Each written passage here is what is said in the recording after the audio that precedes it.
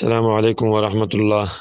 یو ورور پوښتنه کړې ده چې د ډوډۍ د خوراک نه وروسته په اجتماعي ډول دعا کول او دغه دعا سره د لاسونو اوچتولو حکم څه شی دی؟ دعاګانې دا په دوه قسمه دي. یو مطلق دعاګانې وي چې عامو حالاتو کې سړی د الله تعالی کوم حاجت غواړي، نو هغې دعاګانو سره لاسونه اوچتول دا یو مستحب عمل دی. او حدیث کې راغلی دی، رسول الله صلی الله علیه وسلم ویلي دی چې الله تعالی ته څوک لاسونه اوچت کړي او د الله نه خپل حاجت غواړي، نو الله تعالی هغه لاسونه خالی نه واپس کوي، خامخا ورته پکې یو څه اچوي. دویم قسم هغه دعاګانې دي چې هغه د یو سبب پورې تړلې وي، د یو وخت پورې تړلې وي. لکه مثال په طور باندې سړی ډوډۍ وخوري، د ډوډۍ د خوراک نه وروسته دعا کوي، نو دا د ډوډۍ د خوراک سره تړلې دعا ده. یا څوک جومات ته ننوځي، نو جومات ته ننوتو په وخت کې دعا ووایي، جومات نه راوځي د جومات نه د راوتو وخت کې دعا ووایي، څوک تشناب ته ننوځي د تشناب ننوتلو په وخت کې دعا ووایي. نو دا د اسباب پورې تړلې دعاګانې دي. دغه دعاګانې چې اسباب پورې تړلې دي، نو د دې دپاره یو مخصوص ذکر شریعت ښودلی دی چې دلته دا ذکر او دا دعا وکړه. نو د دغه دعا سره بیا د لاسونو اوچتول هم نشته، او په اجتماعي طریقه باندې کول هم بدعت دی. باید د هر فرد او هر شخص دغه دعا ووایي. دې مقام کې شریعت ډېرې دعاګانې ښودلې دي چې د ډوډۍ د خوراک نه مخکې بسم الله ووایه، او د ډوډۍ د خوراک نه وروسته بیا ډېرې دعاګانې راغلي دي. یو څو دعاګانې به تصویر چې دا دعاګانې ویل پکار دي بغیر د لاسونو د اوچتولو نه، او بغیر د اجتماع نه. د ټولو خلکو اجتماع ته هم پکې ضرورت نشته، هر سړی باید ځان له خپله ووایي.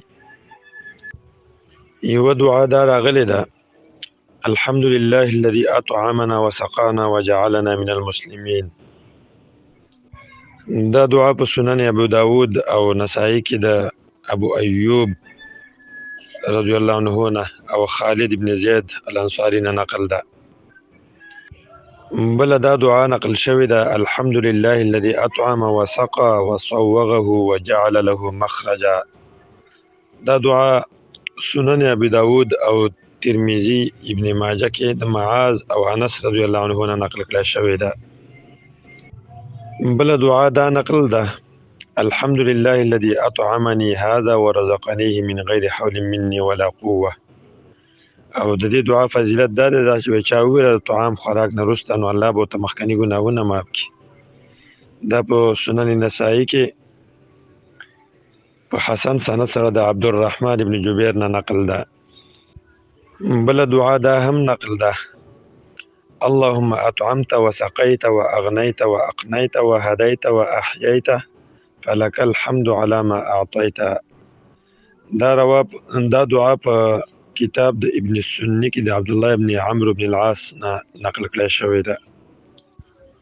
بل دعا دا هم نقل کړی شوی ده: الحمد لله الذي من علينا وهدانا والذي اشبعنا واروانا وكل الاحسان اتانا. دا سنن ابي داود او ترمذی او په کتاب ابن السنی کې د ابن عباس رضی الله عنه نه نقل کړی شوی ده. او یو څوک چې د بل چا په ځای کې میلمه نو د کور والا ته به داسې دعا کوي: اللهم بارک لهم فيما رزقتهم واغفر لهم وارحمهم. دا دعا په سنن ابي داود کې په صحیح سند سره د انس رضی الله عنه نه نقل کړی شوی ده. مهمه دا ده چې د هر طعام نه، د هر نعمت د خوراک نه وروسته مسلمان ته دا پکار دی چې د الله تعالی حمد ادا کړي په هغې باندې. دې دعاګانو کې که هر دعا یاده کړله او که یې صرف الحمدلله وویله هم صحیح ده. لکه حدیث کې راغلی دی: ان الله تعالی لیرضى عن العبد یاکل الاکله. الله تعالی د هغې بنده نه رضا کېږي چې یو خوراک وکړي یا څښاک وکړي او په هغې باندې د الله تعالی حمد ادا کړي، د الله تعالی ثنا او صفت ووایي، نو الله تعالی په دې باندې رضا کېږي او خوشحالېږي. او غوره خبره دا ده چې د طعام نه وروسته سړی دغه مأثورې دعاګانې ووایي چې کومې د رسول الله نه نقل دي. که مأثورې دعاګانې چاته نه وي یادې او د هغې نه غیر نورې دعاګانې ویلې، په پښتو کې دعا وکړله، د الله شکر یې ادا کړه، هغه هم صحیح ده. ځکه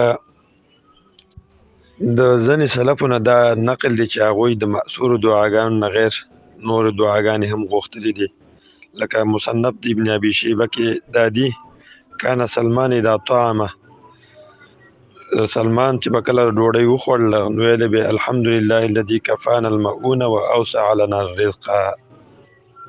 او دا مأثوره دعا نه ده بلکې دا به ځانه جوړوله.